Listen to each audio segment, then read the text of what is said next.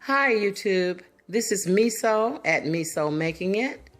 Today, I believe is March 17th. It's about 3 o'clock in the evening and I've got to get started on my dinner. Today I'm going to be utilizing my crock pots because that's the way I like to roll, because I don't have to spend that time in the kitchen slavering over the stove. I just get it on and I can leave. It frees me up. I can do other things. And then yet by the time Big Daddy gets here, dinner will be ready. So you see I have here, today I'm going to be cooking some chopped turnip greens, and they have the diced turnips in them. These are just the frozen guys, and I don't, a lot of times I do get the fresh ones and I actually pick them, and I'll be doing that on the video sometimes. But today I'm going shortcut, easy peasy. I'm going to cook these in the crock pot. They'll be ready on high. They'll be ready in about 2 hours. I'm going to be using some bacon in my greens. I'm going to be using some chopped up pepper. This is bell pepper, orange pepper, yellow pepper, green pepper.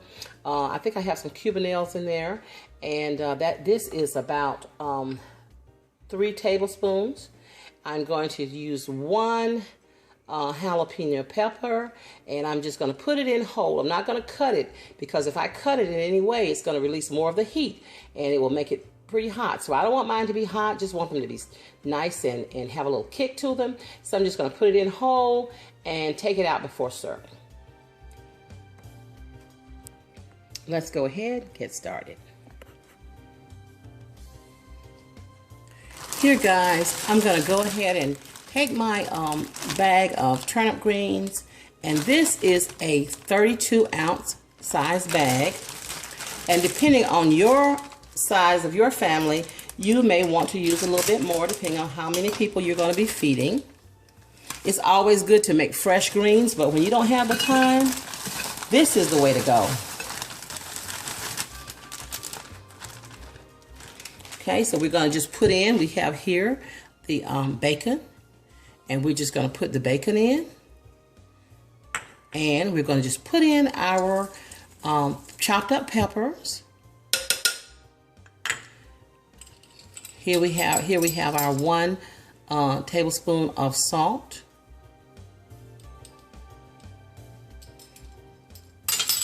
I didn't show this as an ingredient, but I always, usually like to put in just a little splash of, this is garlic powder. So just put in a little bit of that, a few sprinkles. And of course, I'm going to add in some onion powder. A little bit more onion powder than I put garlic powder.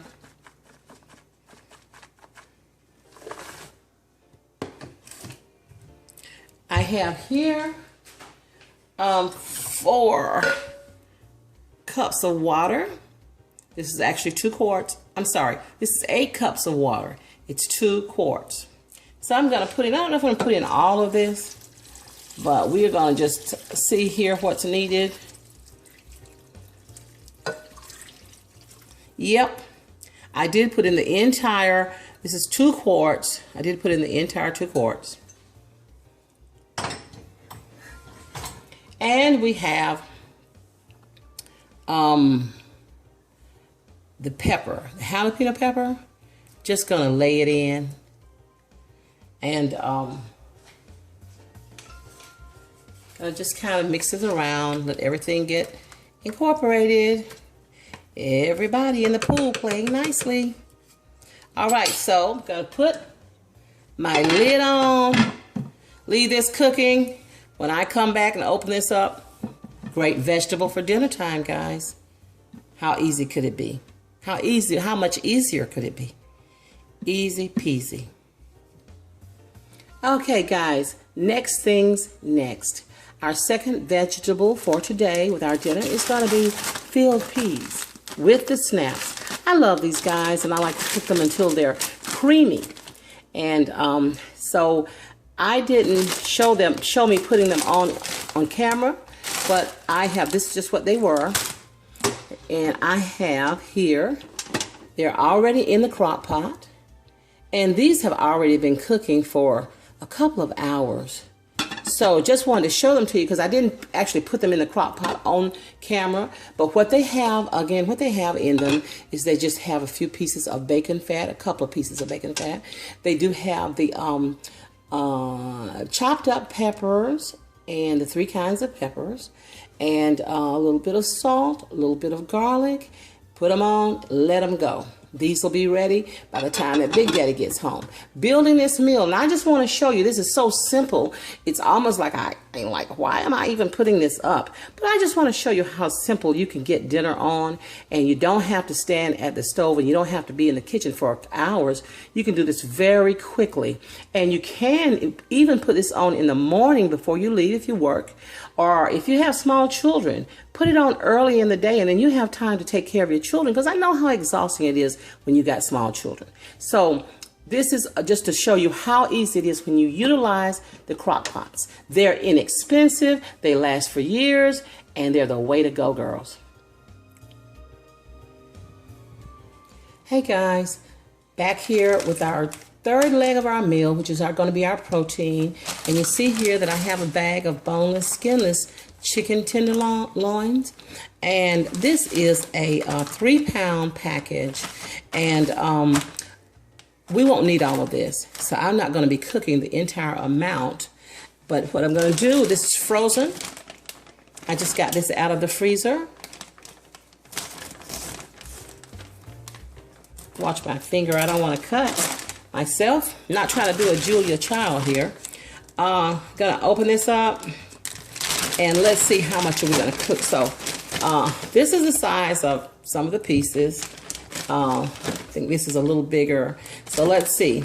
So Big Daddy might eat 3 pieces of this. I probably will eat maybe 2 pieces. And I'm going to go ahead and maybe cook 2 extra, maybe 3 extra, just in case Big Daddy wants to take a sandwich to work with him tomorrow or something like that, or either he wants a little snack, or I may even have it for my lunch on tomorrow. So what we're going to do is we're going to, let me get over here so that we can see inside the sink.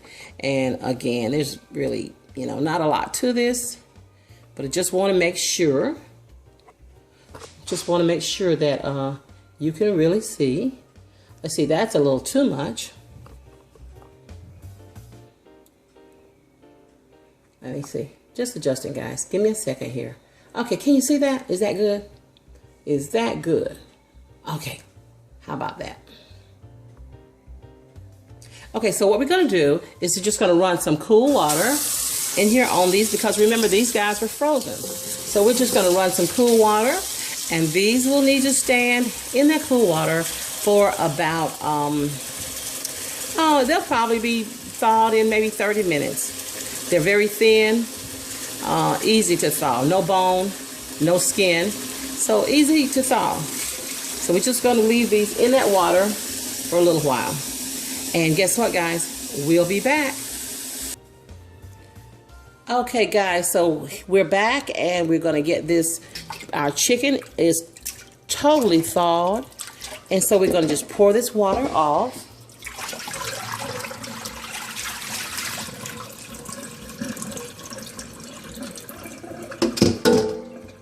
And we're going to get our chicken onto just a paper towel for a moment for it to dry. Well, it's not going to dry, but we don't want it sloppy wet. So we're just going to let it here, put it on here, and just to soak up some of that excess water that we washed the chicken in.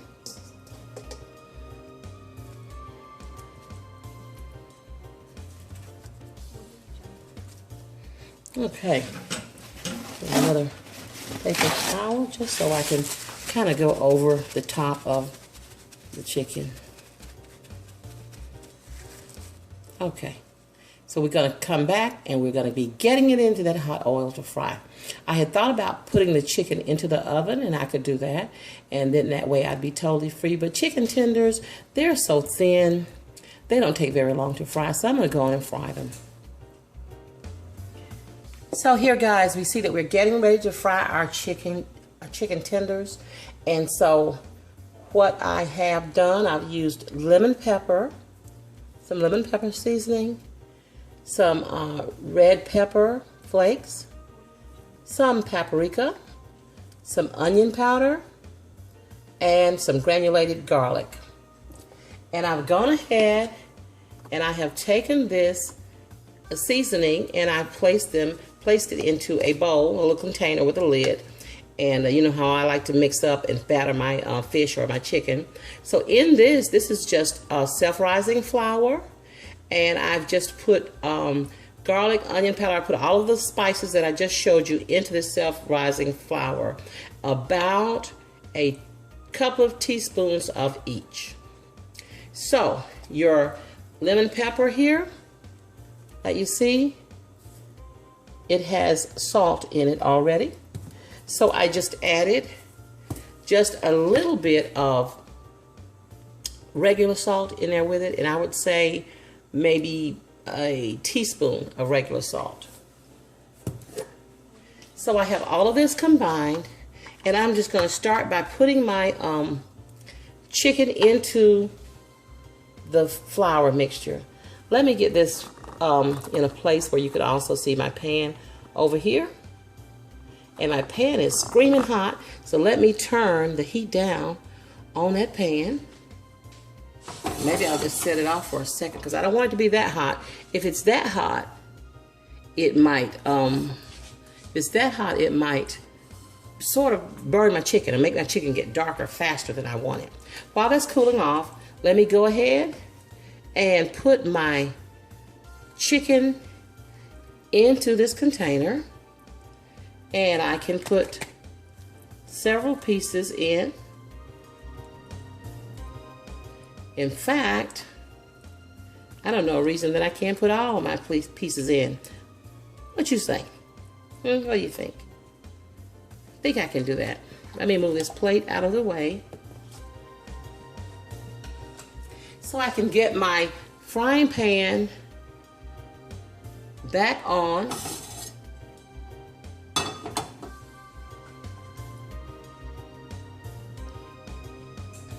Because it's cooled down a bit. So let me go ahead and, now this might be just a little bit too much chicken. So I don't know if I feel comfortable with that. Let me just take a little bit of that out. Seriously. So let me go with that much. So I'm going to get my lid down on it. Really good. Make sure it's good because you don't want to have a situation where your flour, your lid lets go and all your flour gets out into the floor. Big cleanup job. Big cleanup job. You don't want to have to do that. So I am just shaking my chicken really good, making sure that everybody in there is getting some flour and on it and getting coated really, really well. Getting ready to be popped into this hot oil. Okay. So that looks good. Flour on everything. I'm going to shake. Can you see that?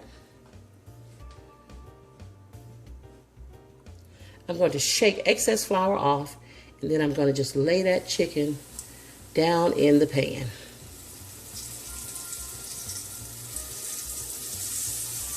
So when you're frying, as I've always said, be careful when you're frying.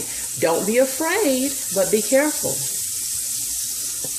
There's nothing to be afraid of. Just be careful. Know that this is hot grease, and that you don't want to splash. Oh, you don't want to do that. And sort of stand, if you can, stand to the side as much as you can so that it doesn't pop up on you if it does pop. But if that chicken is mostly dry, like I just sort of dry this off, I'm putting the rest of my chicken in here. If that chicken is mostly dry, it's not going to pop. Popping happens when you introduce any kind of liquid, water or whatever, sauce or whatever into piping hot grease, then it's going to spit at you. It's going to start to pop. Okay.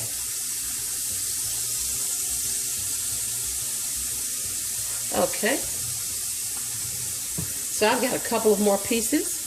And I'm not going to overcrowd my pan. So I'm just going to wait until that browns and I can put my other pieces in.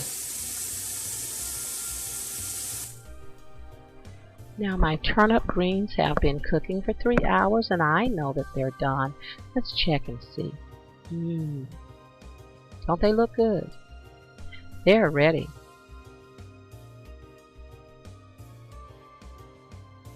I see the bits of pepper in there. That's the pork fat, and that's my jalapeno. And right now, I just want to get that jalapeno out before I serve it. And so let's check on our grilled peas.